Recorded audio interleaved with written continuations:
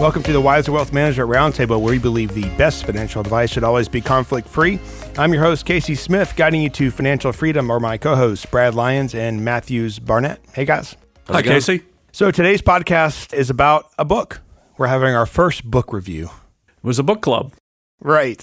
Matthews suggested a book called The Psychology of Money by Morgan Housel, and we read it, and I thought we should do a podcast about this. This is nothing new in this book. Everything in this book, I feel like everyone should know. We have many clients who've probably practiced everything in this book, and that's why they are where they are today. But I think we forget what's working against us in this world and our thoughts on money. I found that my key takeaway was really it's slow and steady wins the race. And there's so many things that work against us when we're saving. And one of those is we think in the here and now. We think what's happening right now will always continue. And we assume what's happening now has always been, right? But that's not the case at all.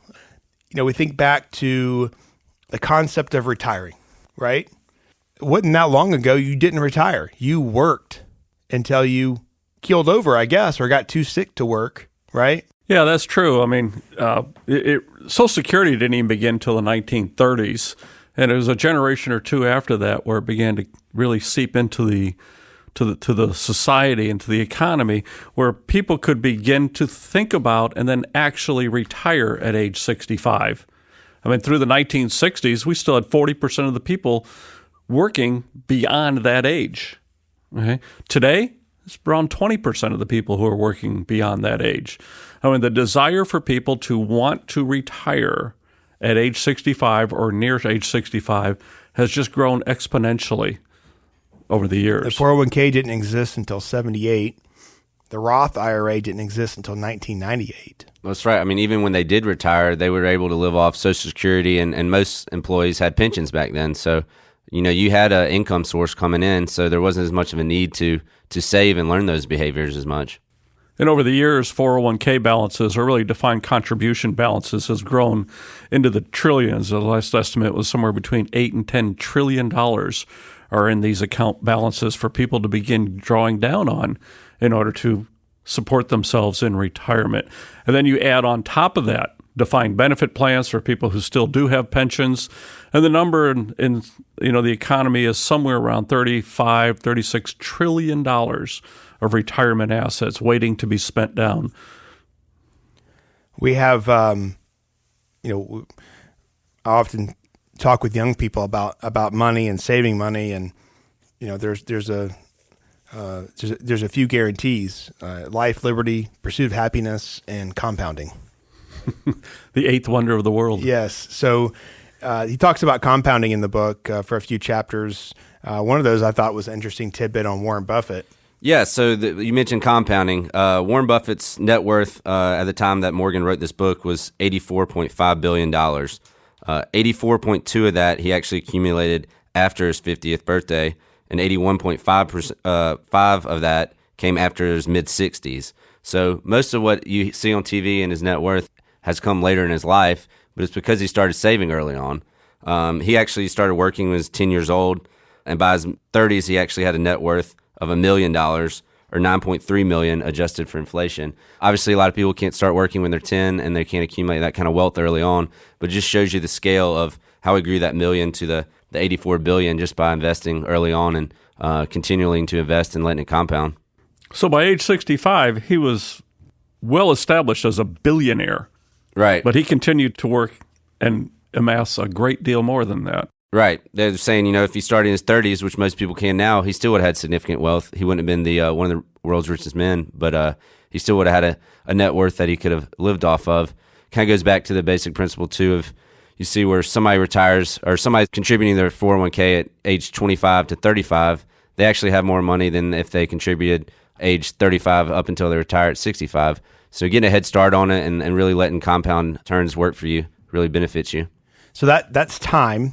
So time helps, obviously. We see that all the time, but people come in and ask for retirement planning and they're 55 years old and they haven't saved a whole lot at that point. They have to put a lot of money away in order to retire by even 70, where if you start in your 30s, it's so much of an advantage because you have that time for compounding. It takes less dollars to get more dollars in the future. But what I also found interesting was it's not just the compounding, but also how you invest.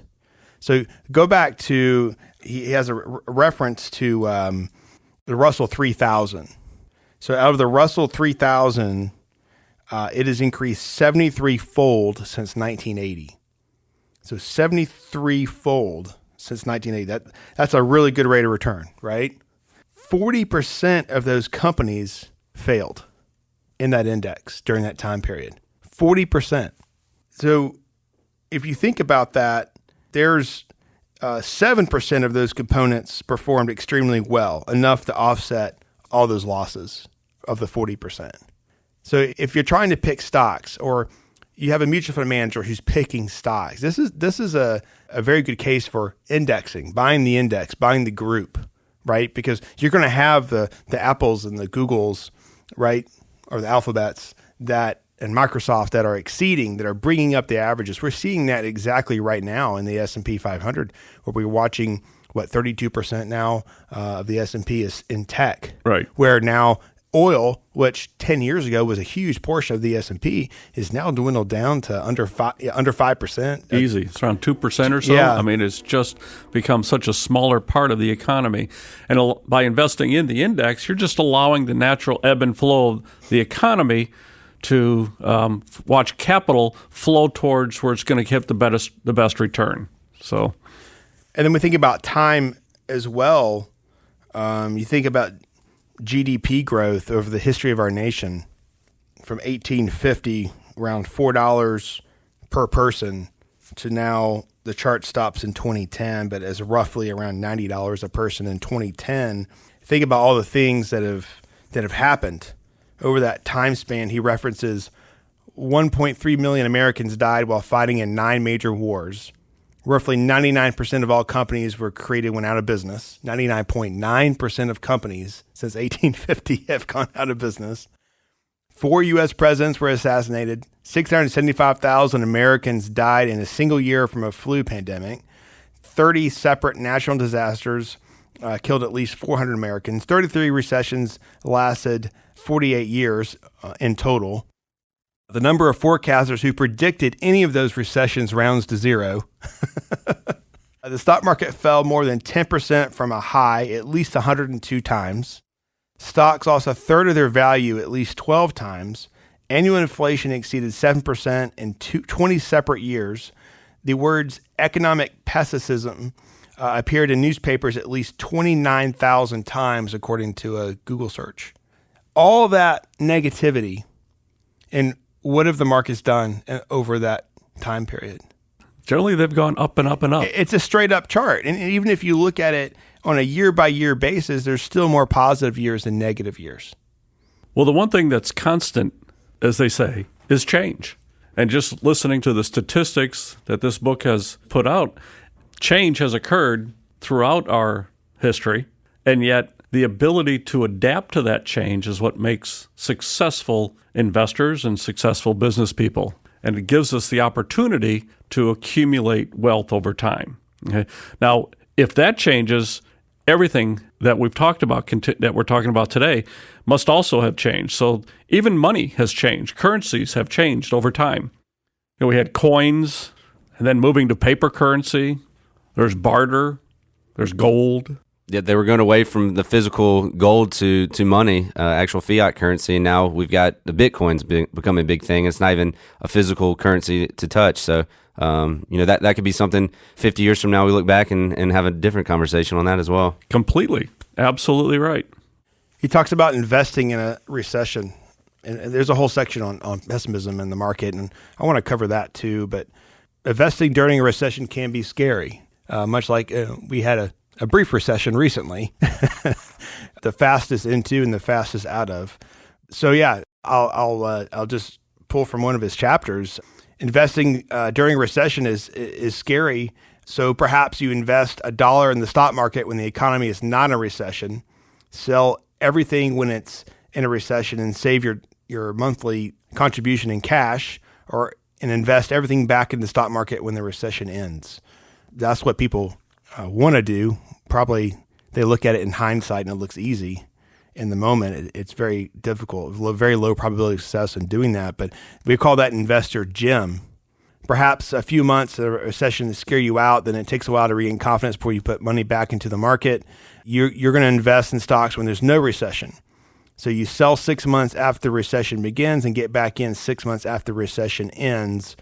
We'll call you Tom. And then Sue just kept investing the entire time. So Jim, right, tries the time to get out before and don't invest, put money in cash, buys at the end. Jim is in a recession, sells 6 months in, then 6 months later purchases. Who has more money? Hands down, it's Sue. There were 1,428 months between 1900 and 2019. Just over 300 of them were during a recession. So Sue ends up with 435,000. Jim has 257, and Tom has 234. Yeah, she kept her cool, and she's got almost three-fourths more money than them just from continually dollar cost averaging into the accounts. Just 22% of the time the economy was in recession. Right. I think it just reinforces something that, we talked about Warren Buffett a minute ago.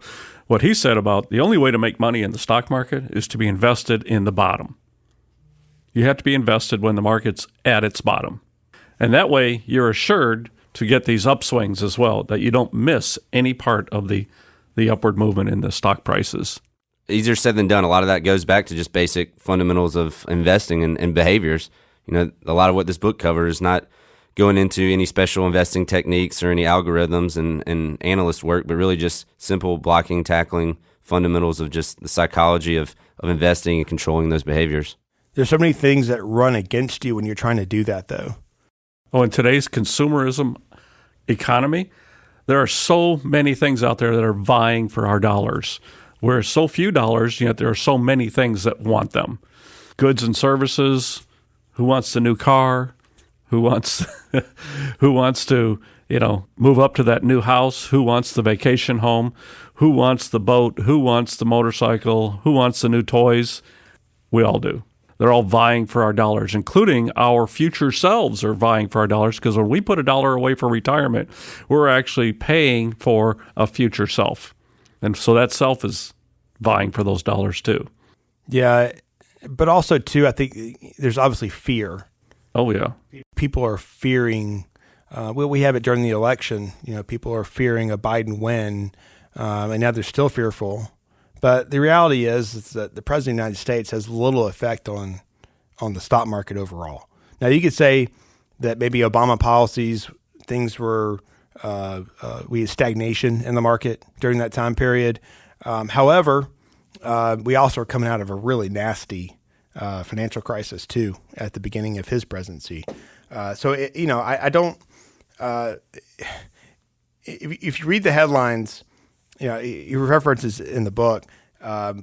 If you say there's a market correction coming or there's a market crash coming, you get more attention in the media than if you said, "Hey, it's going to be smooth sailing for these next 10 years," right? So you have to realize where if it's a newsletter that you're paying for, if it's a TV show, you have to realize where the revenue comes from. If you're watching TV, they get paid by viewership, right? The more viewership they have, the more they can charge for ads. And so when that happens, you have to understand they're selling you something too. Right. There's a lot of noise out there. And two quotes I really liked were, "Things that never happened before happen all the time, and history is made mostly of the study of surprising events." So, there's a lot of hindsight bias here where they say they're I guess they're going for that. They get this predicted something that wasn't going to happen, but really it's just a lot of noise out there. One distinction he makes is rich versus wealthy. I think in the vernacular, most people think the two are the same, but they're really not. Someone could be rich and live lavishly, but still not be wealthy. Someone could be wealthy and live pretty normal and appear not to be rich. Another book that was written out there by a person here in the Atlanta area wrote a book called The the millionaire next door, where a lot of wealth is in the house next door. You just don't know it because they don't live lavishly and rich. Right. You don't see their balance sheet and what kind of wealth they built, but you also don't know that those people that are rich are wealthy. A lot of times, it is that millionaire next door. They've just found a way to live within their means, invest and save, and that's made them wealthy. And you mentioned it too. What does wealth actually get achieved for you? I think you had mentioned it before. It was that your time. You actually are able to use that money for something.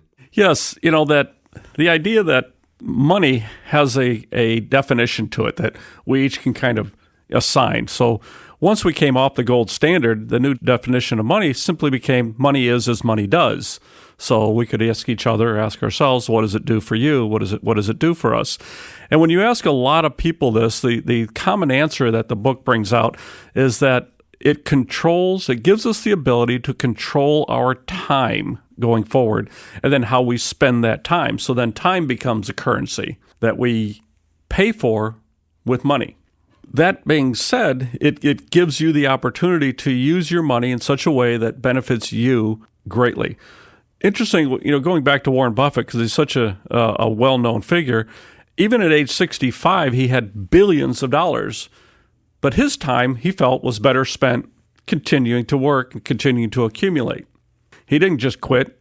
His time was doing exactly what he controlled his time by doing exactly what he wanted to do. So his definition and use of money is very different from somebody who says, you know what, I've been working for X number of years. I want to go do something else with my time. And they come to a financial planning firm such as ours and say, how can you get me to that point in my life and financially that I can retire and then essentially control my time? What's interesting, or I guess another takeaway I got, was stay in your lane. There's so many times that we start looking at what other people are doing, but we don't have the full picture. He references as people are playing different games as well with investing. I thought that was interesting too, Casey. I really did. And then once you actually see it, what I think that this author did is he put these concepts down on paper that had been floating around, at least in my head, and it absolutely clarified it. This is one that I think became very clear, is that investors are out there playing different games that others may not be aware of. So you have short-term trades, you have day trading, you have people who might be in for a month or two, and then you have people like our clients that are more focused long-term. Right. And sometimes, as all of our mothers probably told us, there's nothing for free. Everything has a cost, right? That's right. That free lunch or that free dinner at the steak restaurant, they're trying to sell you an expensive annuity, right? So everything has a cost. The cost of investing long-term is at times volatility, extreme volatility. But you have to take those days, weeks, or months, or maybe a year, and you have to then focus on what is my end goal? What's my game? My game is to be here long term, because the S&P, the foreign index, the bond index, over an extreme long time, 10 plus years, which is, I guess, it's not really extreme, but 10 plus years, those asset classes have never lost money. So that's what you have to be focused on, is building portfolios with long-term healthy asset classes and keeping your costs low. And that's part of that recipe. He has a chapter on specifically about how he invests. And that comes out. He has the same investment philosophy as we do, essentially. So when you're playing the long game, the question then becomes, is the market priced or valued right for me now? So it depends on what game you're playing, right? So if you're playing the long game, and as you mentioned, asset classes have gone up over 10 years, then the valuations currently are fairly valued. If you're playing the short game and you see the market high or its stock price high, you may be concerned about whether or not it's going to remain high, because the price you're going to pay as an investor is volatility. So you may be concerned about pricing at valuations at any given time. You just mentioned valuations. He talks about Benjamin Graham's Intelligent Investor, probably one of the most popular investing books that's been around. And each year it's continually redone. And they asked him right before he passed away, if anything he had was relevant that he'd written in there. And he said almost no, because that continual investing philosophies and the world around him with technology and everything has changed. So that these simple philosophies are not the same. Everything's going to be evolving. So, you have to really focus on having a broad look at things and being diversified. Question we get often right now is, what do I do with my savings? My savings doesn't pay me anything. And I always tell people, well, your savings is not supposed to pay you anything. It's great if you can keep up with inflation in a very safe environment, FDIC insured being the safe environment. He supported that. Having enough money in savings gives you freedom. So you lose your job and you have the ability to wait it out. We have a client now that was let go, airline shut down, but he has a considerable amount of savings. And he says, I'm not looking to go to some carrier where I'm gone 16 days out of the month flying leftover parts to Iran. That doesn't interest me. I'm going to wait for the market, my domestic carriers to rebound, then apply. His savings is a little excessive, but in a good way. He can probably go 4 years, maybe longer, without having to go find a job as a Walmart greeter or something like that. But that's the important part. It's okay if your savings pays zero, yet savings is there to create maybe opportunity. So if he waits for the right job at the right airline with the right retirement benefits, that savings is actually not yielding him zero. It's a huge return. Or maybe it's a business owner. Maybe you lost your job and you're going to start your own company, or using that as seed money for the first 2 or 3 years. And then your company does really well. What was the rate of return on that savings? Huge, right? So building savings and having reserve is an important part, and it's okay that it pays zero. It's that safety margin. We even do that in the financial plans. We have a safety margin that's set aside and not included in the plan. We try to increase the probability of the plan, but that's there just in case. Yeah, absolutely. So in summary, The Psychology of Money by Morgan Housel, you can find it at Amazon.com. It's a great book. The chapters are very easy to read, and I think in the end, it's a great reminder that we have forces working against us. Sometimes it's what we see with our eyes. Sometimes it's anxiety of losing. No one ever wants to lose, right? And it's keeping a focus long term. But building wealth is, for most people, is a slow and steady process. It's a mindset. Yeah, it has less to do with the income and your returns, and just more with your savings rate and just controlling those behaviors and focusing on the long term. These are all great things that we'll continue to remind clients about as we walk them through setting their own goals and processes for building their own wealth. All right, good conversation, guys. As always, we'll see you next time. Sounds great. Thank you.